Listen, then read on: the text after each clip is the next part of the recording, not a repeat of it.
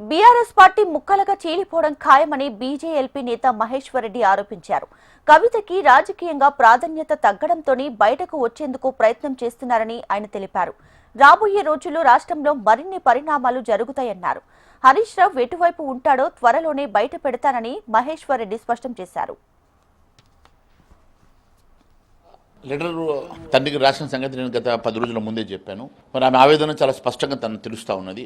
ఏదేమైనా కవిత ఎపిసోడ్ ఈరోజు BRS party ఇంకా పతనం వైపు తీసుకెళ్తా ఉన్నది. బీఆర్ఎస్ పార్టీలో ట్రబుల్ షూటర్ అని చెప్పుకునేటువంటి కేసీఆర్ గారు ఈరోజు ట్రబుల్లో పడ్డాడు. ఆయన ఇటు కొడుకును కూతుర్ని అల్లుడిని సంధానించలేక పాసిఫై చేయలేక ఈరోజు పూర్తిగా ఆయన ఫామ్ హౌస్కి పరిమితమైన సంగతి మనం కళ్ళారా చూస్తున్నాం. నేను ఈరోజు ఒకటే అడుగుతా ఉన్నా, ఆమె లెటర్లో పెట్టినటువంటి ఆవేదన ఏంది అనేది ఒకసారి మీరు ఆలోచిస్తే, ఇప్పుడు ఆమె కూడా పార్టీ కోసం కష్టపడ్డాను, పార్టీ అధికారం రావాలని చెప్పి కష్టపడ్డాను, నేను అన్నకు సమానంగా కష్టపడితే ఈరోజు అన్నకు న్యాయం నాకు న్యాయమా, మరి నాకెందుకు మీరు పార్టీలో ప్రాధాన్యత ఇవ్వడం లేదు, నేను జైలుకు పోయి వచ్చినా నా మీద ఇంకా కక్ష సాధింపు ఏంది అని చెప్పి ఆమె చెప్తా ఉన్నది. దీన్ని బట్టి చాలా స్పష్టంగా అర్థమైంది 2 అంశాలు. ఒకటి, అవినీతి సొమ్మంతా అన్నకే ఇచ్చిండ్రు, పార్టీ పగ్గాలు అన్నకే ఇస్తా ఉన్నారు.